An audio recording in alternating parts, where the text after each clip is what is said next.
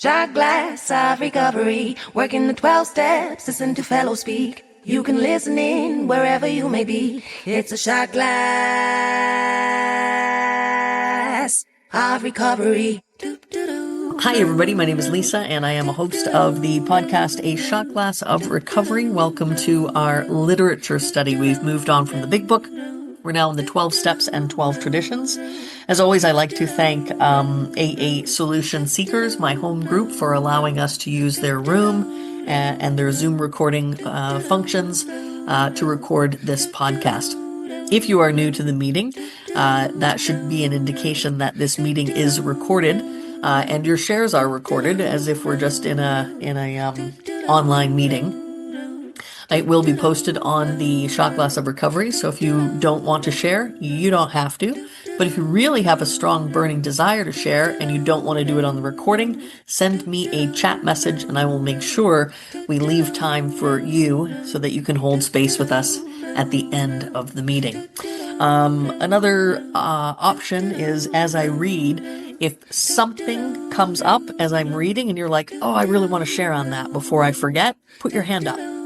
And if I don't see it, you can also unmute and say, Lisa, I'd like to share on that. And I will pause the screen share, and I'd love to hear from all the voices that are in this room today. And with that, we are on step 6.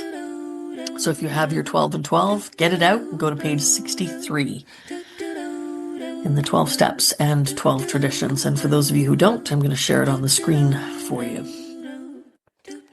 Hopefully that's big enough for everybody. Step 6. We're entirely ready to have God remove all these defects of character. That's an interesting statement, entirely ready. How do you know if you're entirely ready? For me, I think it was getting to that of being sick and tired. I had finally gotten to that point where I was sick and tired of being sick and tired. And that was when I started to realize that one of my biggest character defects was the one of control.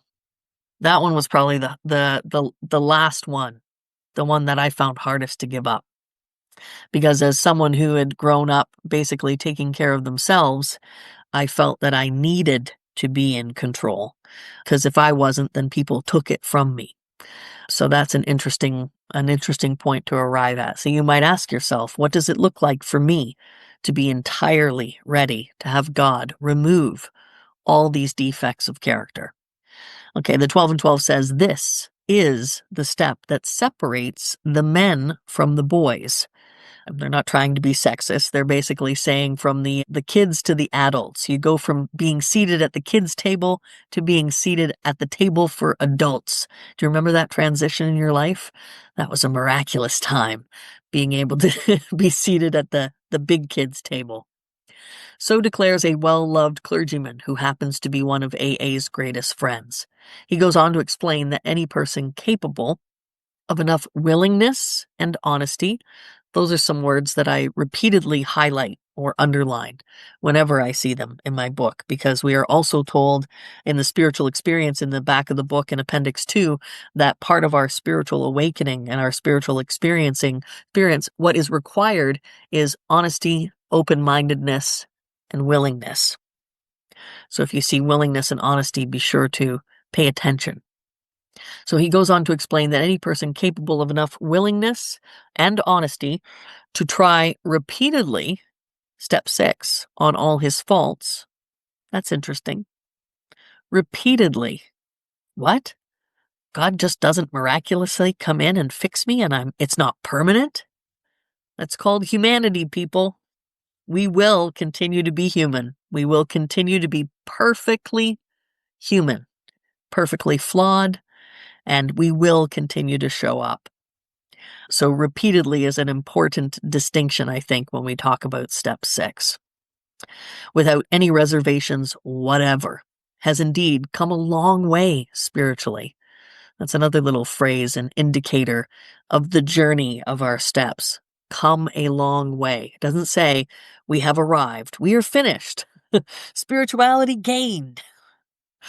And is therefore entitled to be called a man who is sincerely trying to grow in the image and likeness of his own creator. All of those words that jumped out at me in this reading are reminding me that it's a continued practice, that it requires effort, it requires mindfulness, and it requires continued step work on my part, that I continue to try, that I continue to grow and continue to change and look at myself continually. Of course, the often disputed question of whether God can, long dash, and will, under certain conditions, remove defects of character will be answered with a prompt affirmative by almost any AA member. To him, this proposition will be no theory at all. It will be just about the largest fact in his life. He will usually offer his proof in a statement like this. And I'm going to pause for a second and ask you to maybe make your own notes or just think about it. What facts can you offer about your own journey? Do you have that same feeling, that same prompt affirmative response that your character defects have been removed? Even if they reappear again, they have been removed by that willingness. I've had it removed, a character defect removed. Self-pity used to be one of my biggest character defects, and I would stay stuck for not just an hour or a day, but for months, sometimes years. I was stuck in self-pity and depression and darkness, and that character defect was removed by going through the process of taking these steps. Does it come back on occasion? Sure, it does. But I know, and I am 100% affirming, it can be and was removed by my higher power. He will usually offer his proof in a statement like this. Sure, I was beaten, absolutely licked. My own willpower just wouldn't work on alcohol. Change of scene, the best efforts of family, friends, doctors, and clergymen got no place with my alcoholism. I simply couldn't stop drinking, and no human being could seem to do the job for me. But when I became willing to clean house and then asked a higher power, God, as I understood him, to give me release, my obsession to drink vanished. It was lifted right out of me. And we've talked about this before. Became willing to clean house. What does that mean? What does it look like? Well, a few episodes ago, we talked about step 4 and then step 5. That's what cleaning house looks like. We were willing, honest, fearless, and thorough, and we weren't looking at the other person's inventory. We weren't looking at their side of the street. We were looking at our side of the street. What was ours? They talk about unsaleable goods as part of our inventory in the big book. In other words, what's not working for us anymore? And are we willing to let go of it? Sometimes even the things that aren't working for us, we hang on to because it's what we know. And it's hard to change those old behaviors. That's part of the personal house cleaning. All right. And page 64. I don't see any hands yet, so I'll just keep reading. In AA meetings all over the world, statements just like this are heard daily. It is plain for everybody to see that each sober AA member has been granted a release from this very obstinate and potentially fatal obsession. So in a very complete and literal way, all AAs have become entirely ready to have God remove the mania for alcohol from their lives. Right? That is apparent when we first come to Alcoholics Anonymous and we take step 1 and we admit powerlessness and we admit that we tried to manage our own lives and we tried to manage the lives of other people and we repeatedly fail at that. And so that was removed from us. I like that. The mania for alcohol from their lives. Having been granted a perfect release from alcoholism, why then shouldn't we be able to achieve by the same means a perfect release from every other difficulty or defect? This is a riddle of our existence, the full answer to which may be only in the mind of God. Nevertheless, at least a part of the answer to it is apparent to us. I like this because they're also saying, like, we don't have all the answers. We don't know because we cannot. We cannot understand. I cannot understand the mind of a supreme being, my creator. There have been many things that have happened in my life that that question of why has gone unanswered. What has helped me with that question of why is the letting go of the need to know. I have learned to let go of the need to know why and just moved into acceptance for some things. And that's the great mystery that I may not ever understand God's plan for me. But what I have also learned to do is to build on trust and faith that the God of my understanding is good and loves me and wants what is best for me. So even though it might not look like that in certain moments, I have to trust that there's a plan underneath. That's worked for me. Okay, so nevertheless, at least a part of the answer to it is apparent to us. When men and women pour so much alcohol into themselves that they destroy their lives, they commit a most unnatural act, defying their instinctive desire for self-preservation. They seem bent upon self-destruction. It's true, right? It defies the instinctive desire for self-preservation. If anyone in here, and I know this can be a difficult subject, but if anyone in here has ever come to the point of contemplating suicide, but we're still here, and that's that instinct, that desire for self-preservation.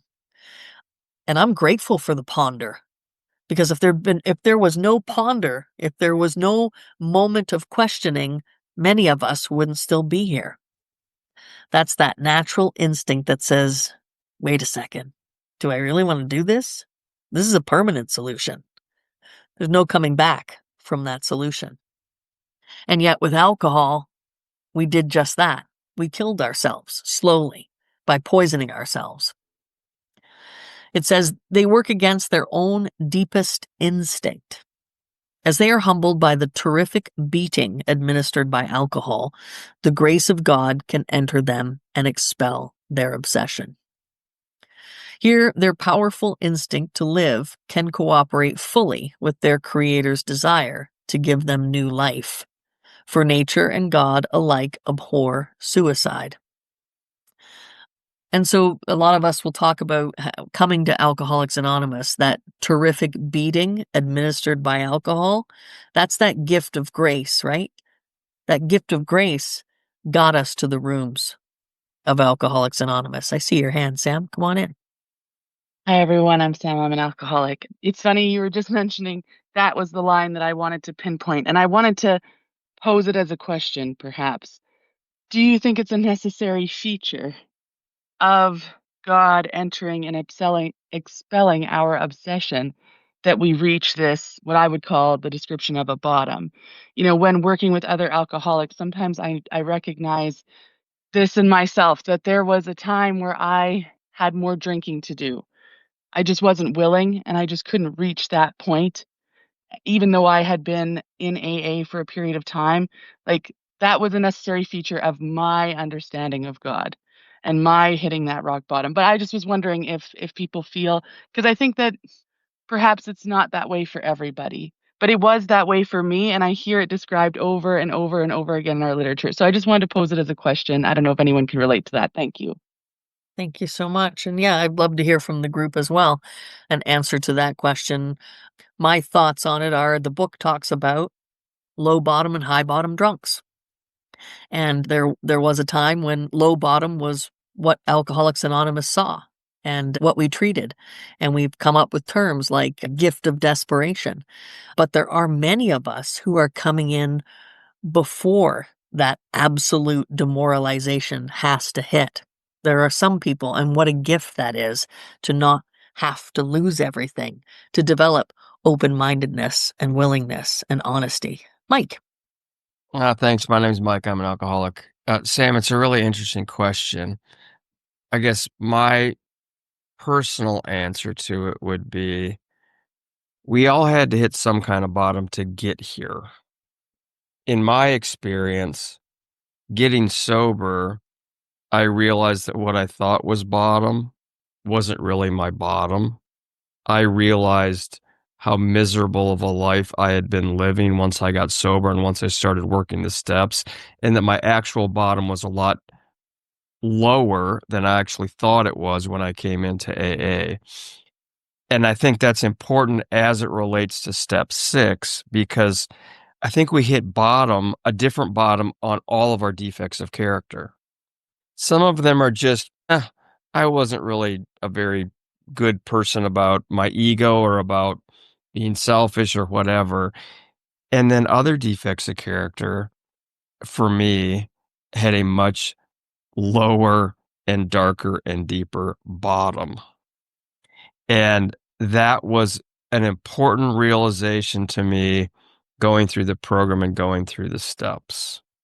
So I don't know. I guess for me, there were different bottoms for different defects of character. Thanks for letting me share. Thanks, Mike. I'm glad to see so many hands. Jen, come on in.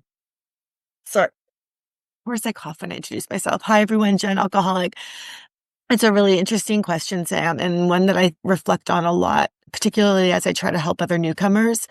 For myself, I was somebody who did have a very, very low bottom and had to lose pretty much everything in order to get sober. And I don't know for myself if I would have been able to had I not gone through that. I needed to be able to have the evidence in front of me that my life was unmanageable and that I was powerless over alcohol. And without that evidence and like clearly being able to say, well, I don't have a job, I don't have a house, I don't have a relationship, I don't have family, don't have my son, most importantly, like how could I actually say that? Like there was no question I was an alcoholic. And then I think going through the work but then I struggle. So what I was going to say is that that made it easy for me to know that I can't, because of that evidence, I can't do it on my own. I can't remove these defects. I need somebody else to. I need my higher power to. And so for me, by the time I got to step 6, I knew that it was something that my higher power, who I had first identified just a few months before, was going to be able to relieve me of that. And that was the only way. And I think with some people, it's hard for me to watch them struggle because I wonder if, they haven't lost anything yet, they don't have that evidence. It's harder, I think, sometimes to maintain that sobriety and to really get through the first few months to really prove to yourself that you are an alcoholic.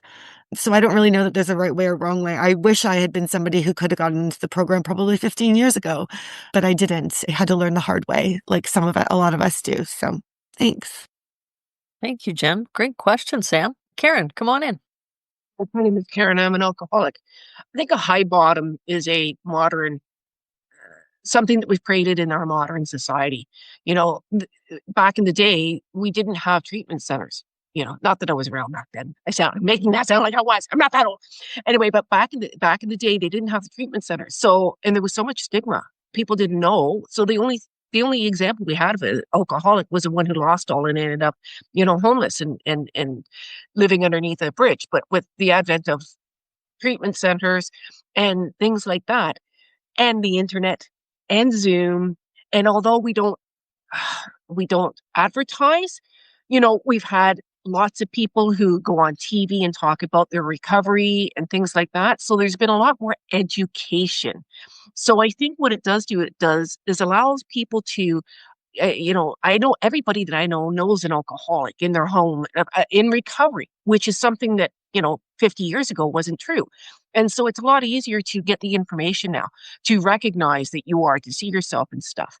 For me, I had to hit a low bottom. And I think that's, that gift of desperation, you know, and I don't know, I've seen lots of people with high bottoms that manage to stay, but I know for me, I had to lose it all, to come back from that because of my ego and my unwillingness for such a long time that I needed that ego bashing. But, kudos to those that do come in with a higher bottom. I love the expression that we've also added because people were struggling with it.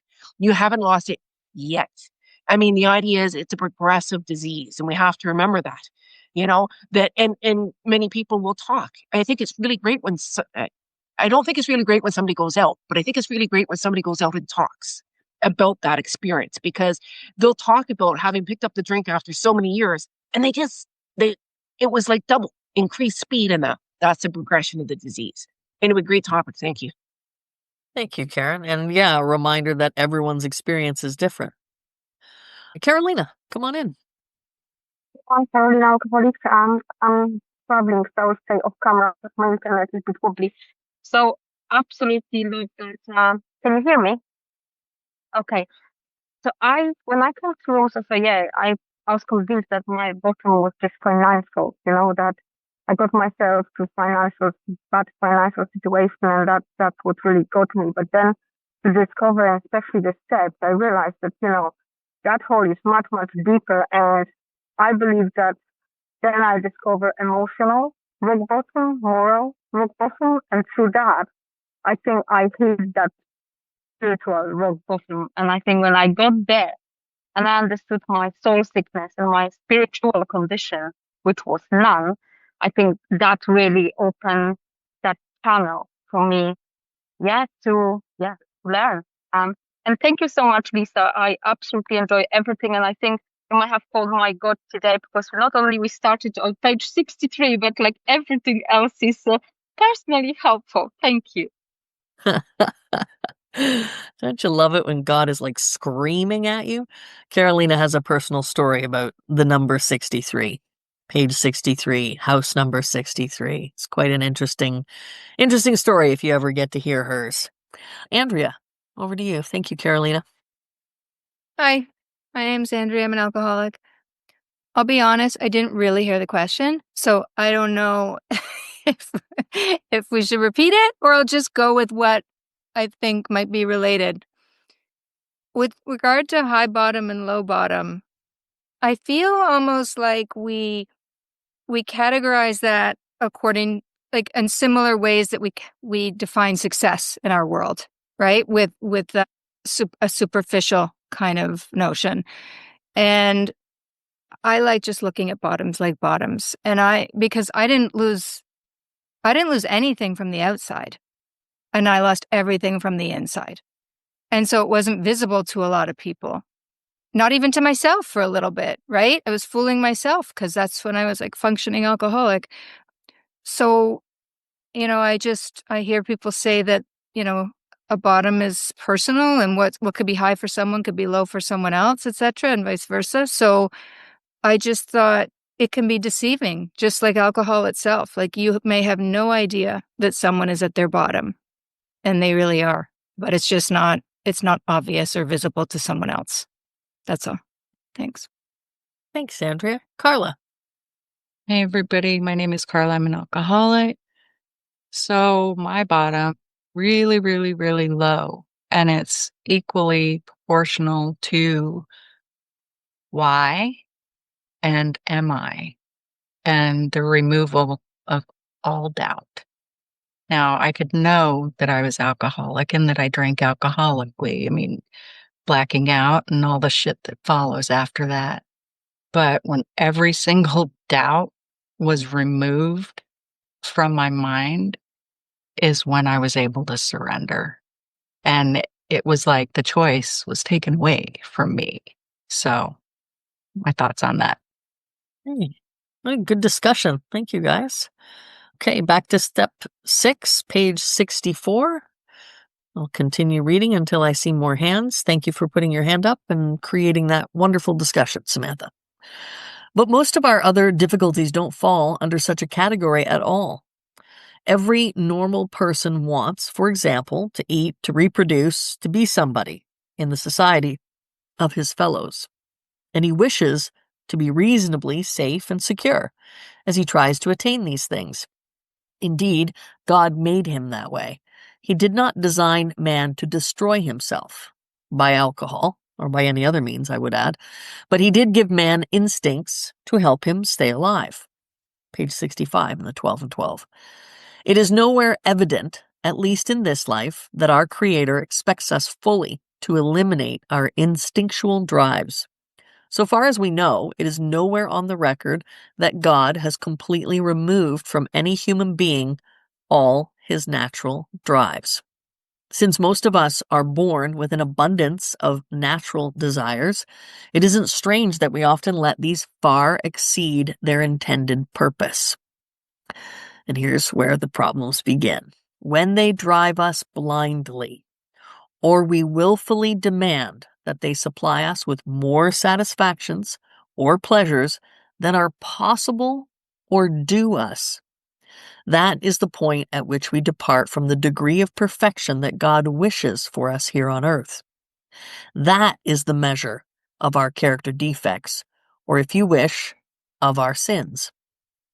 Now, I didn't like that word sin because I felt it was wielded as a weapon for my entire childhood. But I can relate to character defect. And I like that explanation, when they drive us blindly. So in other words, we all have natural instincts. We all like sex or eating or having money to be able to buy things, to do the things we want to do.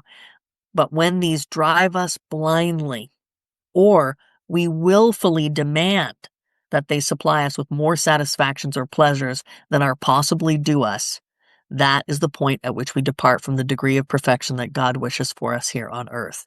And I say these are when our troubles begin, because we're usually demanding them of other people.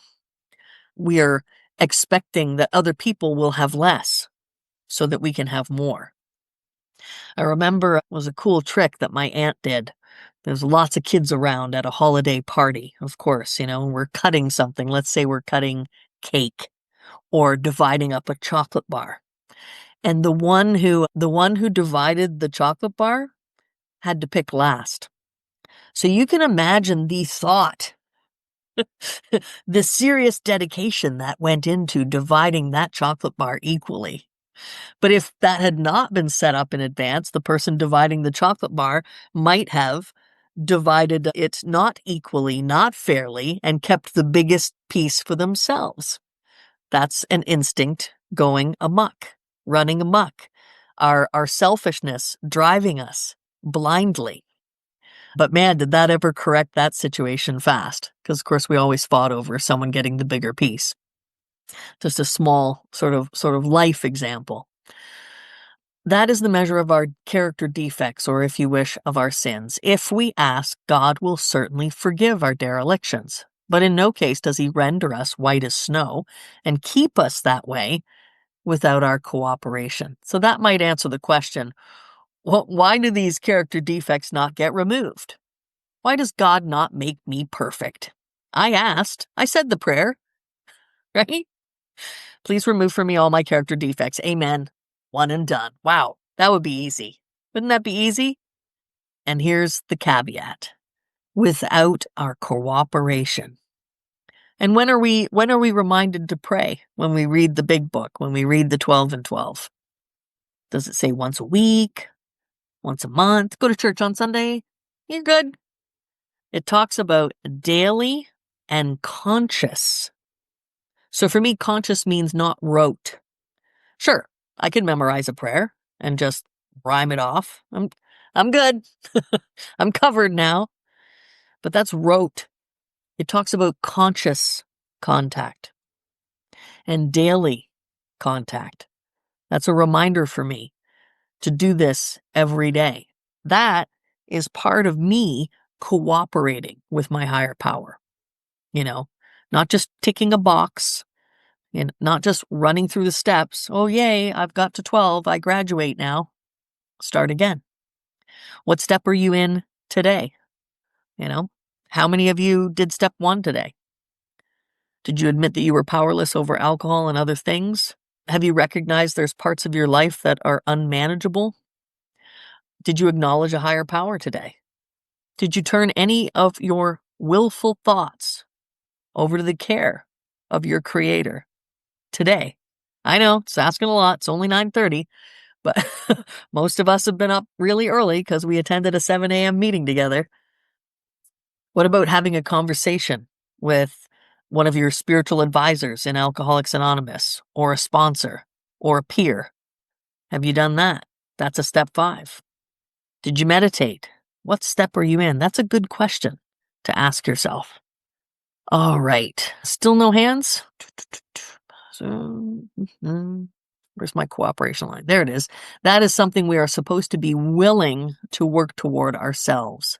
He asks only that we try as best we know how to make progress in the building of character. Another reminder constantly in AA, progress, not perfection. But keep progressing, keep trying, keep working towards it, keep cooperating with God, keep asking for help. So step 6, we're entirely ready to have God remove all these defects of character, is AA's way of stating the best possible attitude one can take in order to make a beginning on this lifetime job. No perfection, no completion, to make a beginning on a lifetime job. This does not mean that we expect all our character defects to be lifted out of us, as the drive to drink was. A few of them may be, but with most of them we shall have to be content with patient improvement. The key words, entirely ready, underline the fact that we want to aim at the very best we know or can learn. How many of us, here's a question for us to reflect on, have this degree of readiness? How many of us think we have it, but have you questioned yourself today? Do I have that degree of readiness? In an absolute sense, practically nobody has it. The best we can do with all the honesty that we can summon is to try to have it. I remember when it was pointed out to me that I didn't have it, that part of my problem was that I was hanging on to one or two of those character defects that I actually coveted. Like they weren't even on my radar to give them up. I liked them. I felt they served me. Page 66. Even then, the best of us will discover to our dismay that there is always a sticking point, a point at which we say, no. It might come out as, yeah, but no, I can't give this up yet. Yeah, but sponsor, you don't understand. And we shall often tread on even more dangerous ground when we cry, this I will never give up. That's the big FU statement. FU, I'm never giving this up. Such is the power of our instincts to overreach themselves. No matter how far we have progressed, desires will always be found which oppose the grace of God. Now that sparked something in somebody. Come on in, Mike. My name is Mike. I'm an alcoholic. I was talking to my sponsor about this step earlier this week, and my reflection on it was, for me and for I think a lot of people, it is an often overlooked step and one that is viewed as something that's just easy to get through. You know, once we do 5, we just breeze through 6 and 7. What he taught me was hang on, and he talked about the things that you read in the last few paragraphs. The words in this step are works of art. Entirely ready. Not mostly ready, not part of the way ready, entirely. To have God remove all, not some, not most, not all except this one, all. And what he did with me and what the book has taught me to do, the big book and the 12 and 12, and what this program has taught me to do, and what I try to do with other people is really ask that question, those two questions. Are you really entirely ready? And is it really all? Are you going to cling to this one? And the control, the ego, those are the hard ones for a lot of people to say, yes, I realize this is my defect of character. And in fact, I am entirely ready to have God remove that one too from me. Doesn't mean we're perfect. God gave us free will. That's why we pray for forgiveness of our sins every day. Lisa doesn't like the word sins, but that's in the Lord's Prayer, which is what I do every day. He gave us free will. We will make mistakes, but we have to have that willingness to give it all up. And what I have found is that over time, not just are those defects of character relieved by going through this process and by my higher power, but I can turn what used to be defects of character into strengths of character. I can flip the conversation. So let's take me.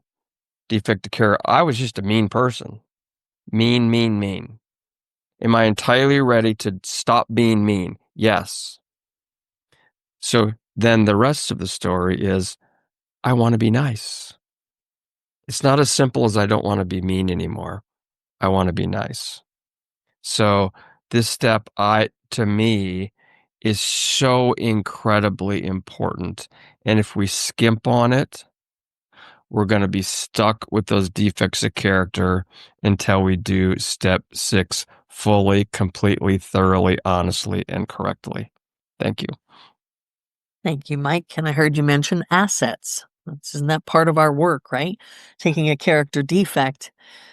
We can't turn it into an asset until we recognize what the defect is. And that's part of the process. Samantha. Hey, everybody. I'm Sam. I'm an alcoholic. I wrote a lot of notes while I was listening here. And first and foremost, daily and conscious prayer is not a negotiation in my life anymore if I want to keep this stuff. So that's a massive change for me. Like, even just recognizing when it was heard that is something that I do, and I do it in a really fun way. I'll have these like just moments of insane gratitude, and I'll just stop everything that I'm doing and I'll go somewhere where there's light, like the sunshine from the window, and I literally get on my knees and I pray and I thank God. A lot of the time with like tears in my eyes, and this is just a part of my life. It's just a weird thing that I do. And I'm so grateful for that, because that's that measure of understanding that my perspective on everything that I do in my life is different because of that relationship that I have that was necessary for me to be free of the obsession. Excuse me. But what I really like here, what I highlighted, most of them, we shall have to be content with patient improvement. The same I call it a sankalpa in the meditation that I use, but it basically means intention or mantra. And I've had the same one for years. It's just be patient. And it's just allow me to be patient. Help me to be patient. I always come back to that. And even when I think I'm ready to change it, I come back to that one. And every time it makes me smile and it makes me laugh because that to me is the difference. I'm no longer looking for an instant gratification or fix all. It's a patient improvement and understanding that if I just inch forward by doing these few things every day and recognizing that I'm not going to do things perfectly, but I can constantly come back to asking for help, for being grateful, for reaching out, for using all these tools that I've learned, and for staying in step 6, knowing that it's never really accomplished. Just shifting from this thought of checking it off the list to this is something that works in my life in ways that I can't understand.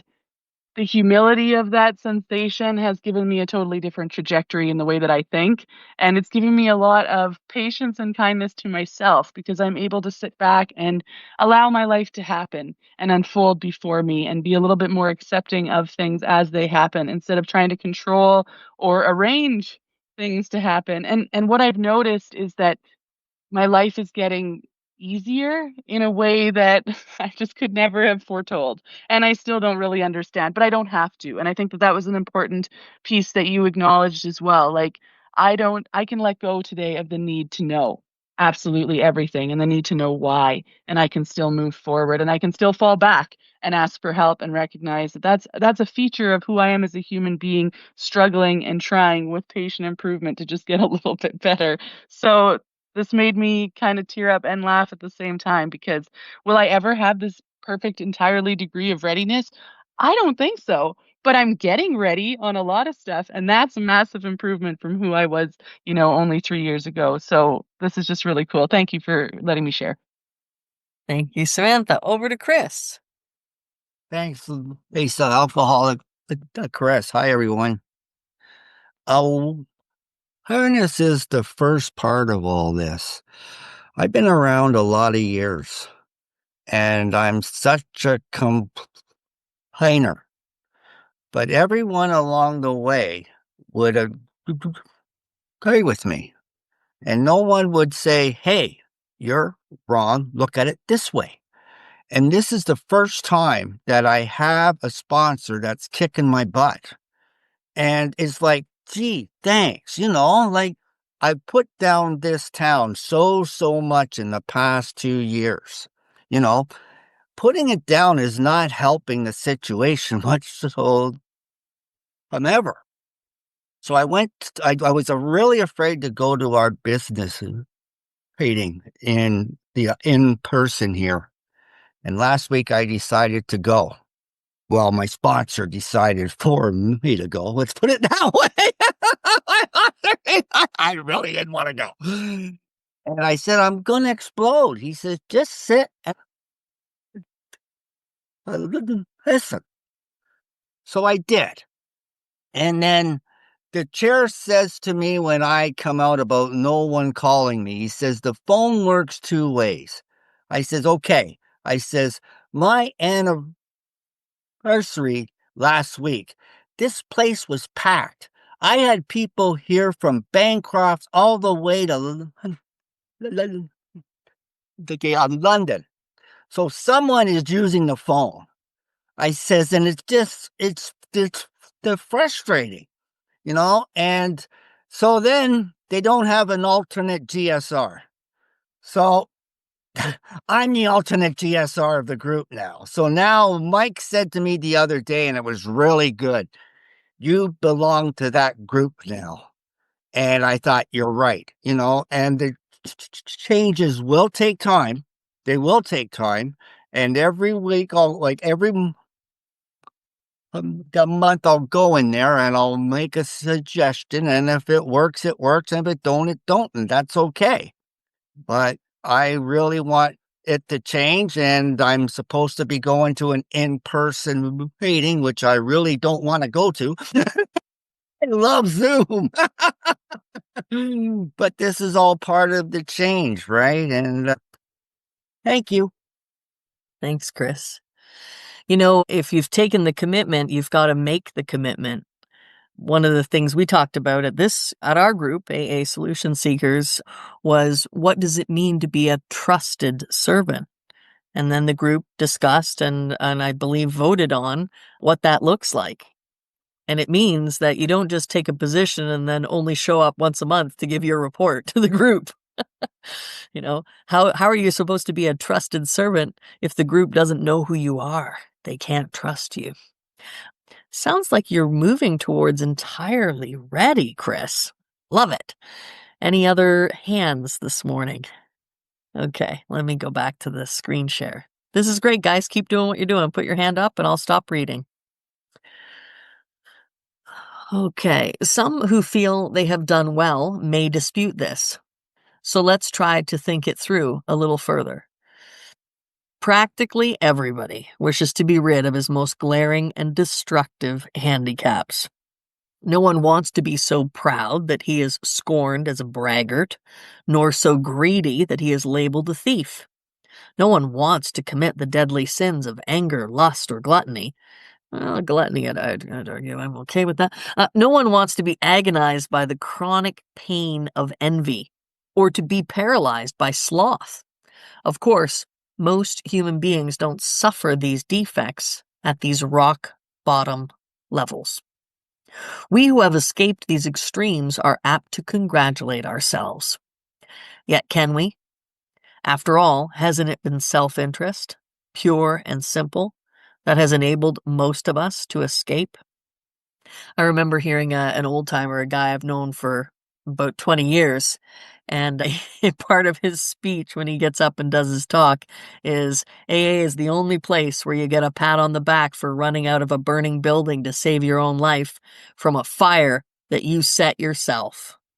That perfectly describes my alcoholic thinking and my disease, right? I want a pat on the back for everything. Like the newcomer says, I've been sober for 3 months. Why hasn't my wife forgiven me yet for cheating on her with 17 different women? I want it, and I want it now. I want that forgiveness now. Self, self, self, self, self. Anyway, I digress. Yet can we? After all, hasn't it been self-interest pure and simple that has enabled most of us to escape? Self-interest. got us out of the burning building. Not much spiritual effort is involved in avoiding excesses, which will bring us punishment anyway. But when we face up to the less violent aspects of these very same defects, like complaining, like self-pity, self-righteous anger, then where do we stand? What we must recognize now is that we exult in some of our defects. We really love them. Who, for example, doesn't like to feel just a little superior to the next fellow, or even quite a lot superior? Isn't it true that we like to let greed masquerade as ambition? To think of liking lust seems impossible, but how many men and women speak love with their lips and believe what they say so that they can hide lust in a dark corner of their minds? And even while staying within conventional bounds, many people have to admit that their imaginary sex excursions are apt to be all dressed up as dreams of romance. I don't know about you guys, but almost every relationship I ever had started out that way, as a sex excursion. And then I was suddenly in love. Self-righteous anger can also be very enjoyable. In a perverse way, we can actually take satisfaction from the fact that many people annoy us. I have a birthday card. Oh, I guess we just threw out the birthday cards. And it said, "I used to be a people person until you ruined it for me." That's my favorite. So I totally can relate to that one. All right. Gossip barred with anger, a polite form of murder by character assassination, has its satisfactions for us too. Here we are not trying to help those we criticize. We are trying to proclaim our own righteousness. Part of that word righteousness is right.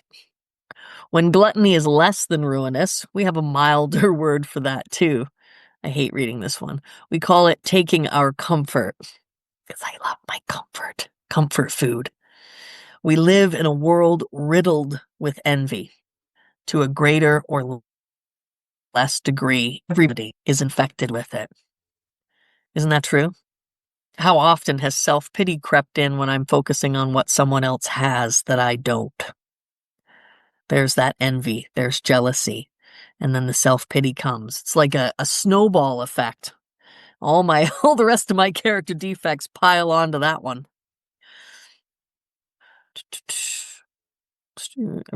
From this defect, we must surely get a warped yet definite satisfaction. Else why would we consume such great amounts of time wishing, or I would say you could change that to time wasting, for what we have not, rather than working for it, or angrily looking for attributes we shall never have, instead of adjusting to the fact and accepting it. And how often we work hard with no better motive than to be secure and slothful later on. Only we call that retiring. Consider, too, our talents for procrastination, which is really sloth in 5 syllables. Nearly anyone could submit a good list of such defects as these, and few of us would seriously think of giving them up, at least until they cause us excessive misery. Some people, of course, may conclude that they are indeed ready to have all such defects taken from them. But even these people, if they construct a list of still milder defects, will be obliged to admit that they prefer to hang on to some of them. And if anyone says that that wasn't their experience and they totally wanted to get rid of all their character defects, I open the floor to you. I'd love to hear from you. Therefore, it seems plain that few of us can quickly or easily become ready to aim at spiritual and moral perfection. We want to settle for only as much perfection as will get us by in life, according, of course, to our various and sundry ideas of what will get us by. So the difference between the boys and the men, or the kids and the grown-ups, is the difference between striving for self-determined objective and for the perfect objective, which is God. So do you hear the difference? The kids we strive for self-determined objective. The delusions, the illusions that if only I had this, life would be good. All I need is that. I just need this person. If that person would agree with me, then I'll be okay. If this person would behave the way I want, then I'll be happy. Instead of striving for the perfect objective, which is God. Many will at once ask, how can we accept the entire implication of step 6? Why, that is perfection. This sounds like a hard question, but practically speaking, it isn't. Only step 1, where we made the 100% admission that we were powerless over alcohol, can be practiced with absolute perfection. The remaining 11 steps state perfect ideals. They are goals toward which we look, and the measuring sticks by which we estimate our progress. Seen in this light, step 6 is still difficult, but not at all impossible. The only urgent thing is that we make a beginning and keep trying. If we would gain any real advantage in the use of this step on problems other than alcohol, we shall need to make a brand new venture into open-mindedness. I believe in the beginning it talked at this step, it mentioned willingness and honesty. And now here we are hearing about open-mindedness, right? Willingness, honesty, open-mindedness. 3 very important keys to sobriety. We shall need to raise our eyes toward perfection and be ready to walk in that direction. It will seldom matter how haltingly we walk. The only question will be, are we ready? Looking again at those defects, we are still unwilling to give up. We ought to erase the hard and fast lines, right? The will not, never, I won't, yes, but. Erase those hard and fast lines that we have drawn. Perhaps we shall be obliged in some cases to say, this I cannot give up, yet. But we should not say to ourselves, this I will never give up. Let's dispose of what appears to be a hazardous open end we have left. It is suggested that we ought to become entirely willing to aim toward perfection. We note that some delay, however, might be pardoned. That word in the mind of a rationalizing alcoholic could certainly be given a long-term meaning, right? We rationalize. Well, I don't have to get to that today. Like, it's okay if I'm a little bit slow. This is a lifetime experience. Why rush? He could say, how very easy. Sure, I'll head toward perfection, but I'm certainly not going to hurry any. Maybe I can postpone dealing with some of my problems indefinitely. Of course, this won't do. Such a bluffing of oneself, deceit, dishonesty, lying to yourself, will have to go the way of many other pleasant rationalization, of many another pleasant rationalization. At the very least, we shall have to come to grips with some of our worst character defects and take action toward their removal as quickly as we can. The moment we say, no, never, our minds close against the grace of God. Delay is dangerous, and rebellion may be fatal. This is the exact point at which we abandon limited objectives and move towards God's will for us. So hopefully we learned a little something about leaving the kids' table and moving over to the adult table. It is a progression, and we can grow towards. Just don't start going backwards. Does anyone want to say anything before we close the meeting? Any other final thoughts? No? Did anyone want to share after the meeting? Okay. All right. Everybody can unmute. Let's close with the serenity prayer. Think about the still suffering alcoholic both inside and outside of these rooms. God, grant me the serenity to accept the things I cannot change. Courage to change the things that I can. And the wisdom to know the difference. Shot glass of recovery.